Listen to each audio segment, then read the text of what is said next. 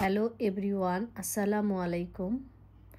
আশা করি সবাই ভালো আছেন। আমিও আলহামদুলিল্লাহ ভালো আছি। আমার আজকের রেসিপি সরিষা ইলিশ। এটা তৈরি করা খুবই সহজ এবং খেতেও ভীষণ মজা। চলুন তাহলে সরিষা ইলিশ রান্না করতে কি কি উপকরণ লাগছে। সরিষা ইলিশ রান্নার জন্য এখানে আমি 4 পিস মাছ নিয়েছি, পেঁয়াজ কুচি 1 কাপ পরিমাণ, পেঁয়াজ বাটা হাফ কাপ পরিমাণ, হাফ কাপ পরিমাণ টক দই, 4 টেবিল চামচ পরিমাণ সরিষা বাটা। আমি এখানে সাদা সরিষা নিয়েছি, আপনারা চাইলে কালো সরিষাও নিতে পারেন। হাফ চা চামচ পরিমাণ জিরা গুঁড়া, হাফ চা চামচ পরিমাণ ধনিয়া গুঁড়া, 1 চা চামচ পরিমাণ লাল মরিচের গুঁড়া, 1 চা চামচ পরিমাণ হলুদ গুঁড়া, স্বাদ মতো লবণ, 6-7টা কাঁচামরিচ ফালি, পরিমাণ মতো তেল। আমি এখানে সরিষা ও সয়াবিন তেল নিয়েছি মিক্স করে। আপনারা চাইলে সরিষা অথবা সয়াবিন তেল দিয়েও রান্না করতে পারেন। আমি রান্নার শুরুতে মাছটাকে সামান্য লবণ ও হলুদ দিয়ে ম্যারিনেট করে নিব। এরপর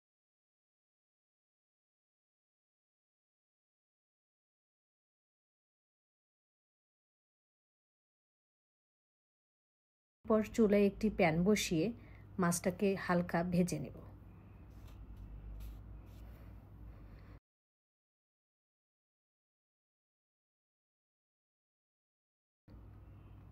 মাছটা দিয়ে দিলাম।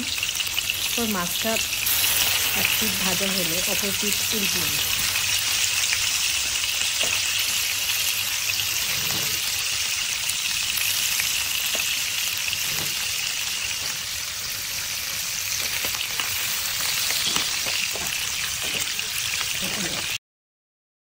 আমার মাছটার 2 পিঠই ভালোভাবে ভাজা হয়ে গেছে। আমি এবার মাছটাকে উঠিয়ে নেব।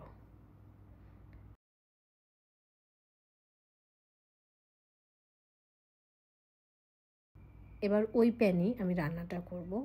প্রথমে পেঁয়াজ কুচি দিব। পেঁয়াজ কুচিটা হালকা বাদামি হয়ে আসলে এরপর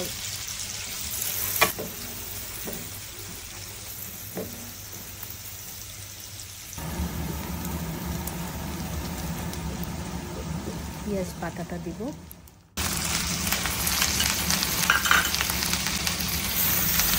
এরপর সরিষা বাটাটা পেঁয়াজ বাটার সঙ্গে মিক্স করব।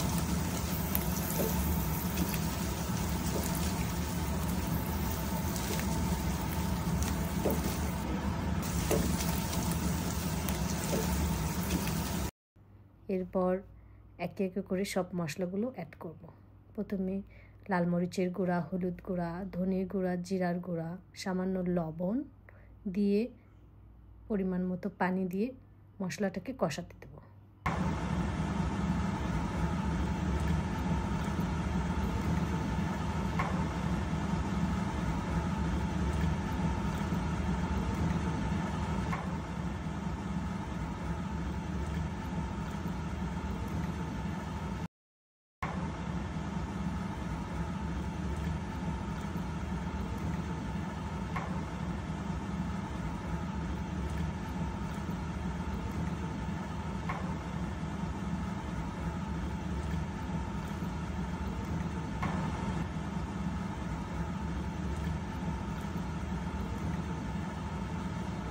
এবার মশলাটাকে একটু কিছুক্ষণ পর ঢাকনা উঠিয়ে একবার নেড়ে দেব।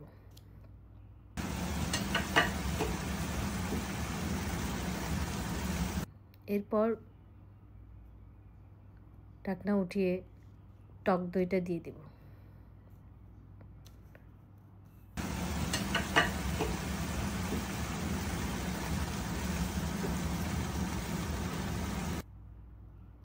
এরপর মাছটা দিয়ে দিব।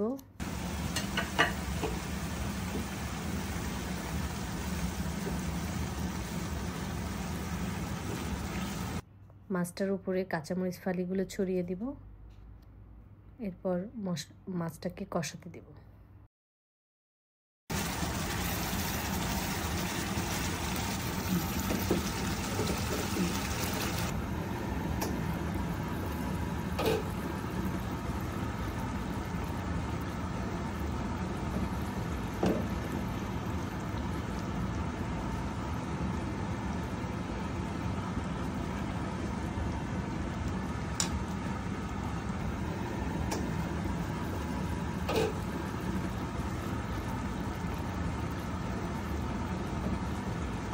মাছটা কষানো হয়ে গেলে এরপর আমি সামান্য পরিমাণ পানি অ্যাড করব।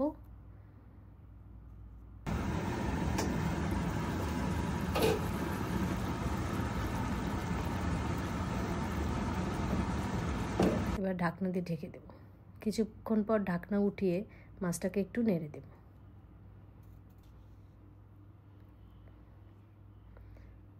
এবার ঢাকনা উঠিয়ে দেখেন আমার মাছটা রান্না অলমোস্ট হয়ে গেছে।